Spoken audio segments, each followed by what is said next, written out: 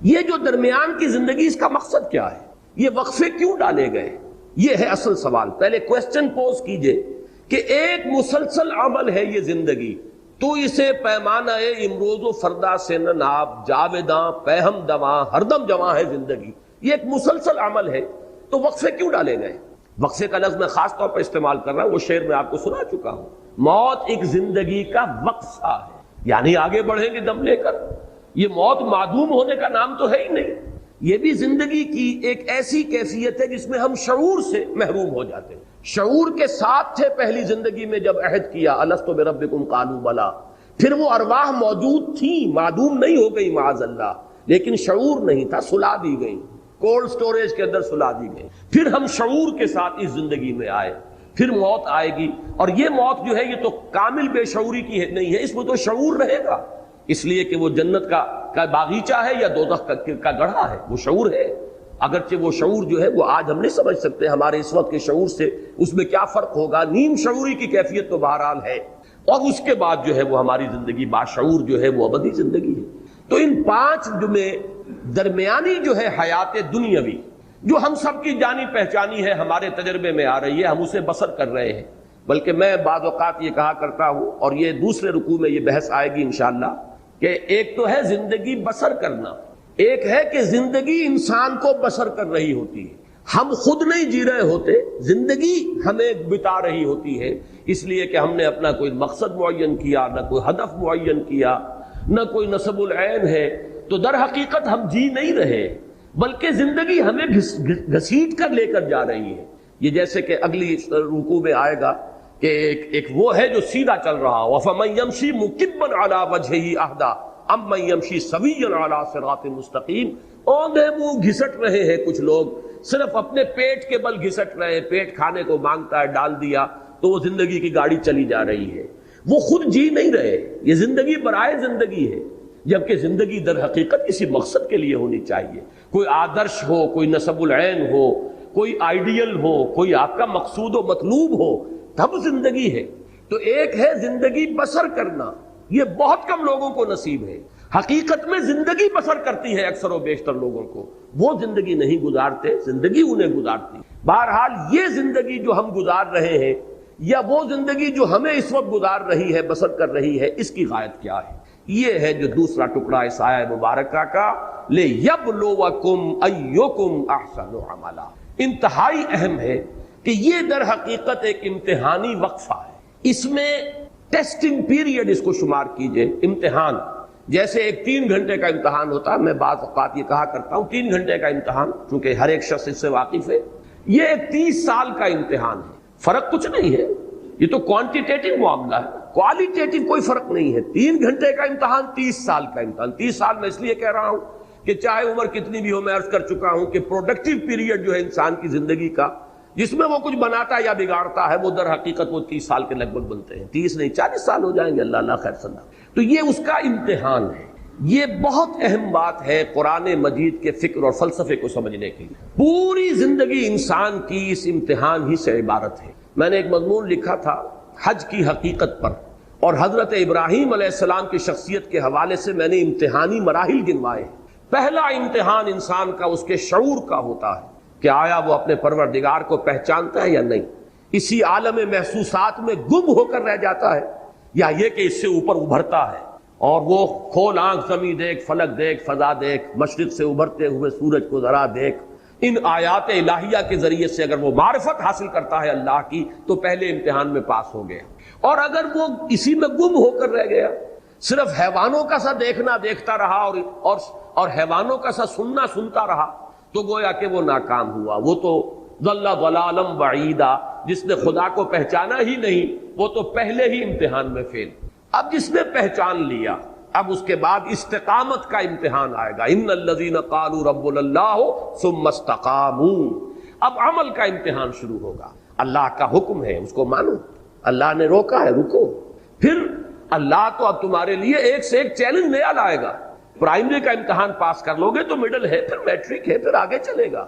حضرت ابراہیم علیہ السلام کا پہلا امتحان، باپ نے گھر سے نکالا، وَاہْجُرْنِی مَلِیًّا قَالَ سَلَامٌ عَلَیک، وہ اللہ تعالیٰ کی توحید پر قائم ہے، پہلا امتحان جو ہے عمل کا پاس کیا ہے کہ وہ باپ نے گھر سے نکال دی. اس کے بعد اس سے بڑا امتحان اب وہ نمرود کے دربار میں پیشی ہو رہی ہے، لیکن ان کا صبر، ثبات، استقامت، ان کا عزم، ان کا حوصلہ قائم ہے.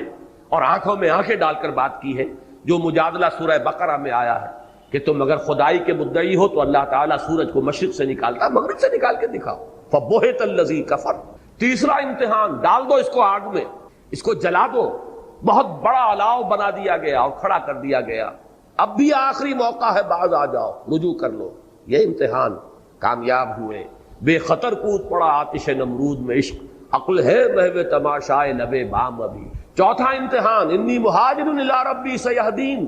گھر بار وطن کو چھوڑ کر بالکل سمجھیے ان ولڈرنس نکل گئے ہیں. اس لیے کہ اس وقت کی دنیا کا تصور کیجئے، آج سے 4,500 سال قبل کی دنیا. کہاں معلوم تھا کہ کہاں جا رہے ہیں، کیا حالات ہوں گے، کہاں پر ہمیں کوئی ہوٹل بنے ہوئے ملیں گے یا سرائیں ملیں گی. لیکن نکل گئے. پھر پوری زندگی مہاجرت میں ہے، آج یہاں ہے کل وہاں ہے. اور آخری امتحان جس پر کہ میں نے الفاظ لکھے ہیں کہ اس سے بڑی کامیابی اور کوئی نہیں ہو سکتی کہ ممتحن پکار اٹھے کہ وہ امتحان واقعتاً بڑا کڑا تھا. وہ جو فرمایا گیا ہے کہ اب اپنے بیٹے کو 100 برس کا بوڑھا جس نے دعائیں مانگ مانگ کر بیٹا لیا تھا، اور اب وہ بیٹا 13 برس کا ہوا ہے. فلما بلغ معہ السعی، جبکہ وہ بھاگ دوڑ کے قابل ہوا ہے، جبکہ بازو بن گیا ہے بوڑھے باپ کا. اور اچھے الفاظ وہاں پر میرے قلم سے اس وقت نکل گئے کہ وہ بوڑھا باپ دیکھ دیکھ کر جی رہا ہوگا، بیٹے کو جوان ہوتا دیکھ رہا ہے. میرے مشن کا علمبردار، میرے کام کو آگے لے کر چلنے والا، میرے دست و بازو بننے والا اللہ نے مجھے عطا فرمایا ہے، ولی عطا فرمایا ہے، ساتھی عطا فرمایا ہے. آخری امتحان جو ہے، ممتحن کے ترکش امتحان میں ایک تیر باقی تھا، اور وہ سب سے زیادہ کاری تیر. جب اس میں کامیاب ہوئے ہیں، فلما اسلما وتلہ للجبین ونادیناہ ان یا ابراہیم قد صدقت الرؤیا انا کذلک نجزی المحسنین. اور اس میں فرمایا ان ھذا لہو البلاء المبین. کوئی شک نہیں کہ یہ بہت کڑا امتحان تھا. ابراہیم تم نے سب پاس کر لیا. یہ حضرت ابراہیم کی شخصیت اس اعتبار سے کہ پوری زندگی مسلسل امتحان کی زندگی. یہی وجہ ہے کہ سورہ بقرہ میں ایک آیت میں اس کو سمو لیا. وَإِذِ ابْتَلَىٰ إِبْرَاهِيمَ رَبُّهُ بِكَلِمَاتٍ فَأَتَمَّهُنَّ قَالَ إِنِّي جَاعِلُكَ لِلنَّاسِ إِمَامًا. یاد کرو جب کہ اللہ نے امتحان لیا، ابتلا کیا، آزمایا ابراہیم کو بڑے بڑے امتحانات میں. کلماتن اس لیے کہ یہ تفخیم کے لیے ہے، تنکیر نکرہ کا لفظ.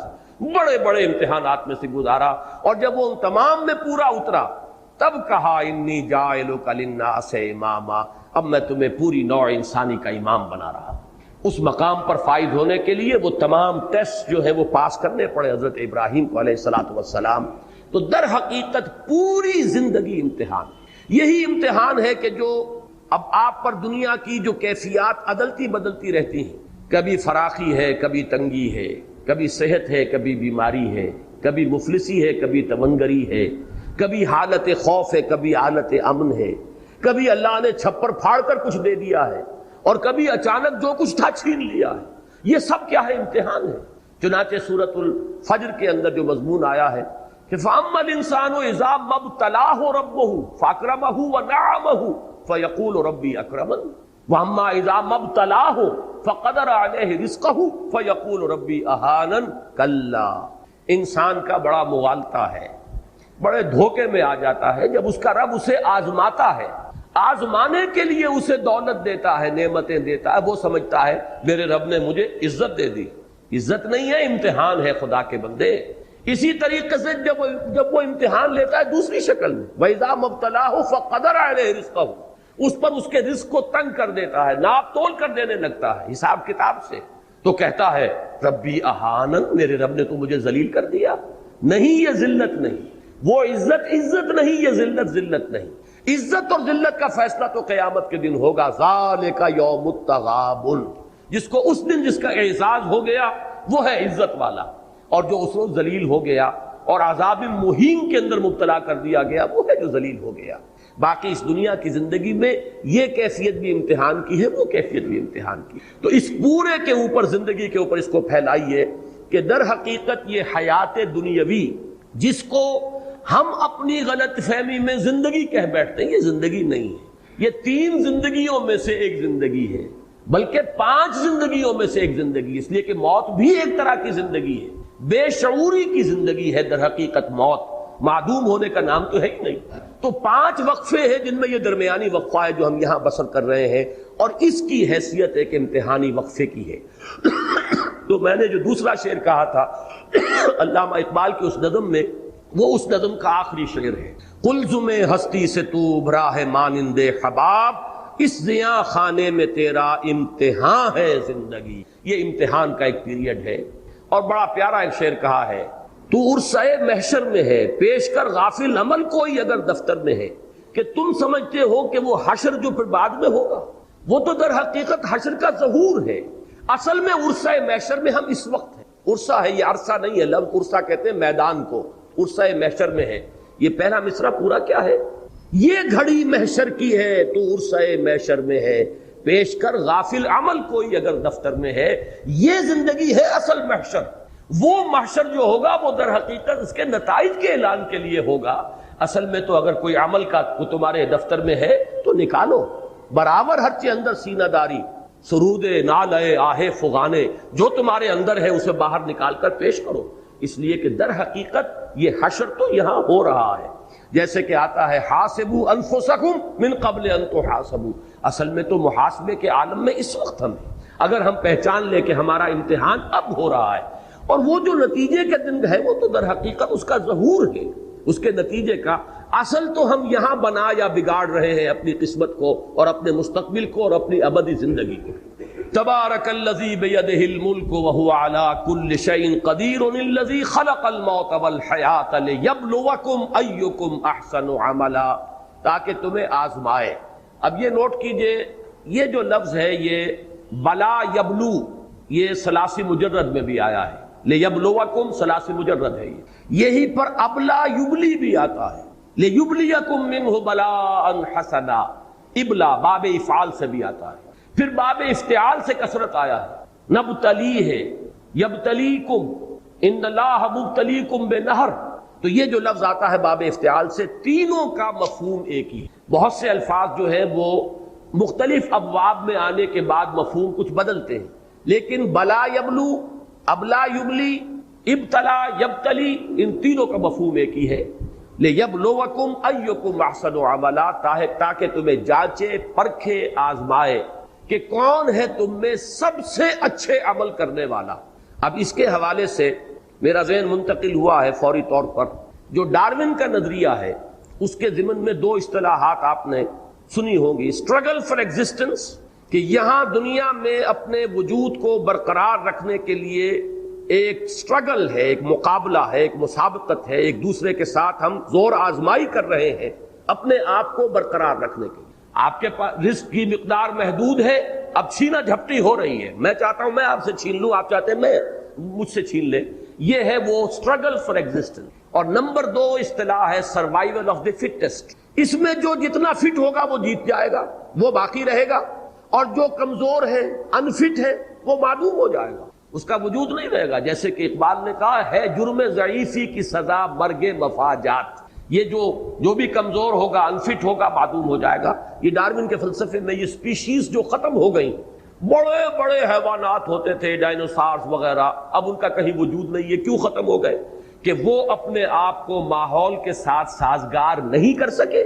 جنہوں نے اپنے آپ کو ماحول کے ساتھ سازگار اور موافق بنا لیا وہ باقی رہے، جو فیل ہو گئے وہ ختم ہو گئے۔ تو میں نے یہ اصطلاحات صرف رکھی ہے، اس فلسفہ پڑھانا جو ہے ڈارون کا یا اس کی نفی یا اس کا اس بات پیش نظر نہیں ہے۔ قرآن مجید نے لفظ استعمال کیا ایکم احسن عملا، یہ سروائیول آف دی فٹسٹ نہیں ہے، بلکہ جو تم میں سے چناؤ ہے، فٹسٹ کو اللہ چننا چاہ رہا ہے۔ اللہ تعالیٰ نے یہ تمام امتحان کی چھلنی لگائی ہے کہ تم میں سے جو بہترین عمل کرنے والے ہو انہیں وہ چنے گا۔ ایکم احسن عملا، تم میں سے کون ہے بہترین عمل کرنے والے۔ اب اس کی بھی بہت دور تک جو ہے بات جاتی ہے۔ علامہ اقبال نے ایک خیال ظاہر کیا ہے، اگرچہ مجھے اس خیال سے اتفاق نہیں ہے، لیکن فلسفے کا ایک نکتہ ہے۔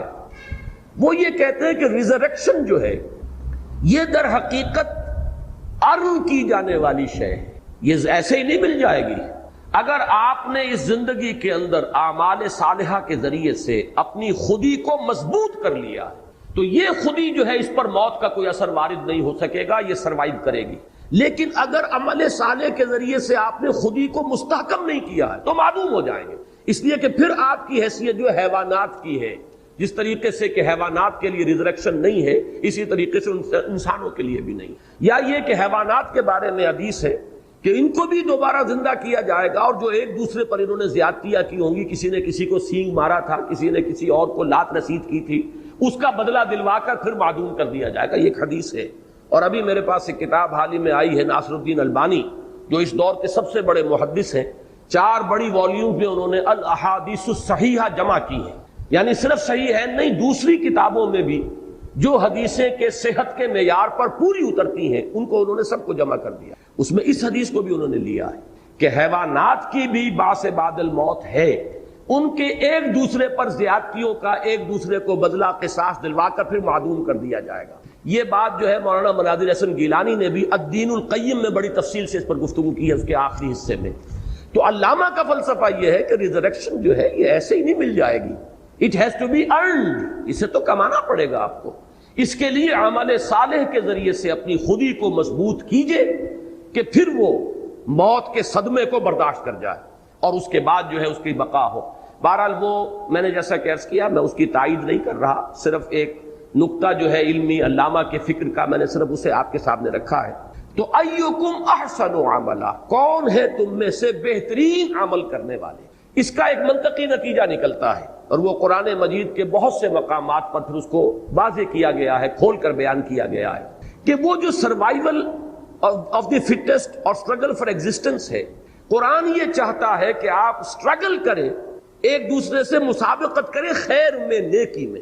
وَلِكُلٍّ وِجْهَةٌ هُوَ مُوَلِّيهَا فَاسْتَبِقُوا الْخَيْرَاتِ، ہر ایک نے اپنا کوئی نہ کوئی ہدف معین کیا ہوا ہے جدھر اس نے اپنا رخ کیا ہے، تو تم بھی اے مسلمانوں رخ کرو اور استباق کرو۔ استباق کہتے ہیں بھاگنا، دوڑنا ایک دوسرے سے مقابلے کے لیے اور ایک دوسرے سے آگے نکلنے کے لیے، استباق۔ وہ جو حضرت یوسف کو ان کے بھائی لے گئے تھے اور آ کر پھر جب انہوں نے والد اپنے حضرت یعقوب علیہ السلام کی خدمت میں جو اپنی معذرت پیش کی ہے، یا ابانا انا ذهبنا نستبق وترکنا یوسف عند متاعنا، تو ہم نے دوڑ کا مقابلہ کیا تھا ایک دوسرے سے آگے نکلنے کے لیے، اور اپنے کپڑوں کے پاس، سامان کے پاس یوسف کو ہم چھوڑ گئے تھے، فاکلہ الذئب، تو اسے ایک بھیڑیا کھا گیا۔ تو استباق کے معنی ہے دوڑ لگا کر ایک دوسرے سے آگے نکلنا۔ فاستبقوا الخیرات، اے لوگو، اے مسلمانوں، تم نیکیوں میں ایک دوسرے سے آگے نکلو۔ یہ لفظ سورہ حدید میں آیا ہے، وہاں پر باب مفاعلہ سے مسابقت سے آیا، سابقوا الی مغفرۃ من ربکم وجنۃ عرضھا کعرض السماء والارض۔ معلوم ہوا کہ اسٹرگل جو کی توں برقرار ہے، مسابقت اسینشلی موجود ہے، ایک دوسرے سے آگے بڑھنے کا جذبہ جو ہے یہ غلط نہیں ہے، پسندیدہ ہے، صرف یہ کہ اس کے رخ کو بدل دو۔ تم دنیا میں ایک دوسرے سے آگے نکلنا چاہ رہے ہو، تم دولت میں، جائیداد میں، دنیاوی شہرت میں، دنیاوی وجاہت میں، اس میں ایک دوسرے کو جو ہے شکست دینے کے درپے ہو، ایک دوسرے سے آگے نکلنے کی فکر کرے ہو، تمہارا مقام اس سے بہت بلند ہے۔ تم نیکیوں میں ایک دوسرے سے آگے نکلو، بھلائیوں میں ایک دوسرے سے آگے نکلو، خدمت خلق میں ایک دوسرے کو مات دینے کی کوشش کرو، ایک دوسرے سے آگے نکلنے کی کوشش کرو۔ تو معلوم یہ ہوا کہ اسی میں ایکم احسن عملا، اس میں ایک مسابقت اور ایک استباق، ایک دوسرے سے آگے بڑھنے، اسٹرگل کرنے، ایک دوسرے سے آگے نکلنے کی کوشش جو ہے اس کی طرف بھی اشارہ موجود ہے، کہ جو پھر مدنی صورتوں میں جیسا کہ میں نے 2 مثالیں آپ کو دے دی، سورہ بقرہ میں فرمایا وَلِكُلٍّ وِجْهَةٌ هُوَ مُوَلِّيهَا فَاسْتَبِقُوا الْخَيْرَاتِ، اور وہاں سورہ حدید میں فرمایا سابقوا الی مغفرۃ من ربکم وجنۃ عرضھا کعرض السماء والارض۔ تو مسابقت کا جذبہ اپنی جگہ درست ہے، یہ فطرت انسانی میں ودیت شدہ ہے، البتہ اس کو صحیح رخ پر ڈالنے کی بات ہے کہ اس کو نیکیوں اور بھلائیوں، خیرات اور حسنات اور خدمت خلق کے رخ پر ڈالو اور اس میں ایک دوسرے سے بڑھنے کی کوشش۔ وَهُوَ الْعَزِيزُ الْغَفُورُ، اور وہ العزیز ہے زبردست، اور غفور ہے بخشنے والا۔ اس کا تعلق اسی امتحان کے ساتھ ہے، امتحان کا نتیجہ دینے پر قادر ہے، یہ نہیں ہے کہ وہ کسی کو سزا دینا چاہے اور دے نہ پائے، کسی کے لیے عذاب کا فیصلہ کرے اور کوئی اسے روک لینے والا ہو، کوئی اس کا ہاتھ پکڑ لینے والا ہو، کوئی اس کے فیصلے کے آڑے آ جانے والا ہو۔ العزیز، العزیز وہ ہستی ہے جس کا اختیار مطلق ہے، نو لمیٹیشن، اس کے اختیارات میں کوئی تحدید نہیں ہے، جو چاہے کر گزرے، فعال لما یرید، یہ ہے العزیز۔ لیکن اس کے ساتھ الغفور بھی ہے، وہ بخشنے والا بھی ہے، خطاؤں سے درگزر کرنے والا بھی ہے۔ غفر کا اصل مفہوم ہے ڈھانپ لینا، اس لیے مغفر کہتے ہیں خود کو جو سر کو ڈھانپ لیتا ہے۔ تو در حقیقت اللہ تعالیٰ جس کو ہم کہتے ہیں پردہ پوشی بھی کرنے والا ہے، بخشنے والا، پردہ پوشی فرمانے والا۔ تو اس میں گویا کہ العزیز میں ایک پہلو ہے تخویف کا، خوف، دہشت پیدا کرنے والا، اور غفور میں تشویق کا، امید پیدا کرنے والا۔ اور جیسا کہ آپ کو معلوم ہے کہ در حقیقت انسان کا صحیح موقف ایک درمیانی کیفیت ہے بین الخوف والرجاء، ایک طرف خوف کی کیفیت بھی برقرار رہے اور دوسری طرف اللہ کی مغفرت اور اس کی رحمت کی امید بھی قائم رہے۔ ان دونوں کے بین انسان کا موقف رہنا چاہیے۔ اگر ایک طرف ہو گیا، چاہے ادھر چاہے ادھر، اس میں ہلاکت ہے اور بربادی ہے۔ خوف کا انتہائی غلبہ ہو جائے گا تو انسان کی ہمت جواب دے جائے گی، ذرا سی غلطی ہوئی اور مایوس ہو کر بیٹھ جائے گا، پھر اس کے اندر اصلاح کے لیے جو ہمت درکار ہے، عزیمت درکار ہے، وہ باقی نہیں رہے گی۔ اور رجا کا بہت زیادہ غلبہ ہو گیا تو بے پرواہی آ جائے گی، استغنا ہو جائے گا، پھر اس کے اللہ تعالیٰ کے احکام کی فکر نہیں رہے گی۔ تو ان دونوں کے مابین بین الخوف والرجا رہنا چاہیے۔ اور العزیز الغفور، یہ اللہ تعالیٰ کے دو نام، وہو العزیز الغفور، یہ اسی کے لیے کہ ایک میں تخویف کا پہلو ہے، دہشت ہے، خوف ہے، اور دوسری میں امید ہے، رجا ہے، اس کی رحمت اور مغفرت کا امیدوار ہونا۔ الذی خلق سبع سماوات طباقا، وہ کہ جس نے بنائے 7 آسمان تہ بر تہ ایک دوسرے کے اوپر۔ اب یہاں پر اگرچہ قرآن مجید نے کہیں صراحت کے ساتھ یہ نہیں کہا ہے کہ یہ آسمان اور زمین کس شے سے بنائے، اور عام طور پر جب ہم اس کو بیان کرنے میں آتے ہیں تو یہ کہ یہ عدم محض سے اللہ تعالیٰ نے ان کو وجود بخشا، ایک بات صحیح ہے، لیکن درمیان میں بہت سا وقفہ ہے، گیپ ہے بہت بڑا۔ اللہ تعالیٰ کا ایک امر کن ہے، اس امر کن نے کیا شکل اختیار کی ہے۔ اب یہ اصل میں وہ موضوعات ہیں جن سے آج کل جو فزکس کی جو سمجھیے کہ سب سے اونچی شاخ ہے، theory of the creations of universe, کائنات پیدا ہوئی کیسے ہوئی، کن مراحل سے گزری ہے۔ ہمارے صوفیہ اور متکلمین اور فلاسفہ نے اسے تنزلات سے تعبیر کیا ہے۔ ذات بحت نے ایک احدیت کی شکل اختیار کی، پھر وہ واحدیت، تنزلات ستہ اور تنزلات خمسہ کی اصطلاحات ہیں۔ لیکن یہ کہ آج کے دور میں وہ پہلے ایک خلق نور کی شکل میں تھا، اللہ کے کلمہ کن نے ایک صورت اختیار کی ہے نور کی، اس نور سے ملائکہ پیدا کیے گئے اور اسی نور سے ارواح انسانیہ پیدا کی گئی۔ نہ زمین تھا نہ آسمان تھا، ابھی کچھ نہیں تھا سوائے نور خداوندی کے۔ اس کے بعد اسی میں پھر اس خلق نور کے اندر بڑے بڑے دھماکے ہوئے، ایکسپلوژنز ہوئے، اور وہ جو مخفی اس کی انرجی تھی وہ ظاہر ہوئی ہے۔ اس نے کروں کی شکل اختیار کی ہے، بہت بڑے بڑے کرے، آتشی کرے، جیسے کہ ہمارا یہ سورج ہے، اور نہ معلوم کتنے اربوں کروڑوں بلکہ کروڑوں کیا کہہ رہا ہوں، اربوں سورج ہیں جو اس کائنات کے اندر موجود ہیں۔ ان سب کا در حقیقت یہ نار کا مرحلہ ہے، اس نار سے جنات کی تخلیق ہوئی ہے۔ اور اس کے بعد آپ نے پڑھا سورہ فصلت میں یا سورہ حامیم السجدہ میں غالباً لفظ آیا ہے وَهِيَ دُخَانٌ، یہ آسمان جو ہے ایک دخان کی شکل میں تھا، اور پھر کہیں اس کی جو شکلیں متعین ہوئی ہے اور پھر یہ 7 آسمان بنے ہیں۔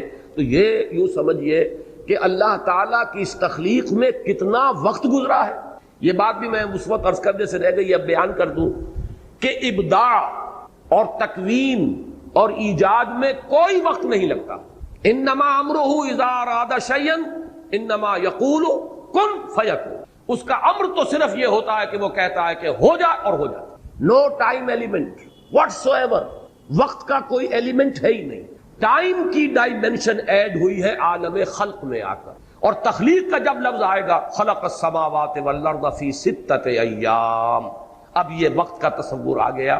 اور 6 دن، اور ظاہر بات ہے کہ وہ ہمارے 24 گھنٹوں والے 6 دن نہیں ہیں، وہ 6 دن 50,000 برس کا ایک دن ہے کہ لاکھوں برس کا ایک دن ہے، اور جدید جو ہماری اصطلاح ہے ملینمز، وہ ان کو 6 دن قرار دیا گیا ہو، 6 ملینمز ہو یہ، اس میں کہیں جا کر یہ تخلیق کا عمل جو ہے آسمان اور زمین کا یہ پورا ہوا ہے۔